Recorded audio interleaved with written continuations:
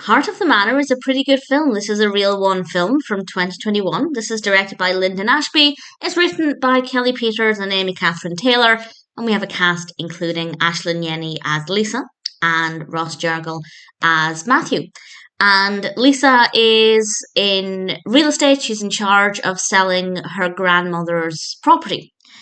And this is a beautiful, beautiful location called Seven Oaks. And Matthew wants to buy Seven Oaks and he looks around the property. It seems to be going really well.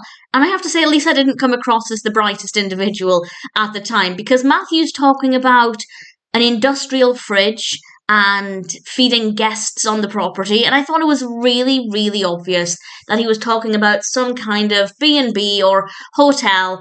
And she just thought he was talking about having a large family who had a lot of guests. So didn't come across as the most intelligent character there. She does find out quite quickly that he doesn't have a family. He does want to buy the property to renovate it and completely turn it into a hotel. And she doesn't want to sell it to him because she wanted to go to a family who will grow up enjoying the property.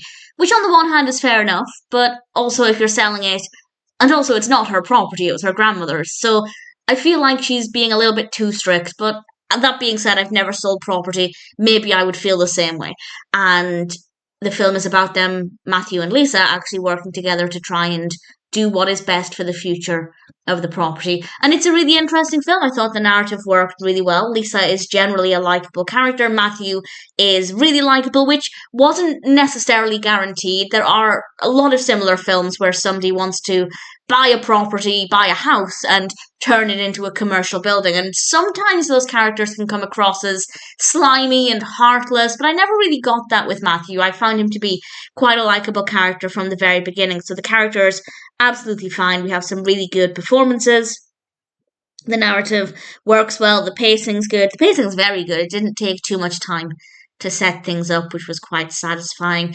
And we have a nice colour palette. Visually, it's a decent film as well. So I have no complaints. I thought Heart of the Manor was a nice story, a well-executed narrative, likeable, well-written characters with some really good performances, and visually, it's definitely quite a satisfying film. So all things considered, good story, good film. If you're a fan of Real One already, then I'd say it's definitely worth watching.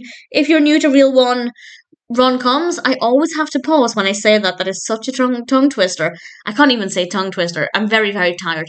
If you are an existing Real One rom-com fan, you'll really enjoy it. If you're new to Real One, I think it's a good place to start. There's a lot of quality there. It's an enjoyable experience, and ultimately, I'm very happy to recommend Heart of the Manor.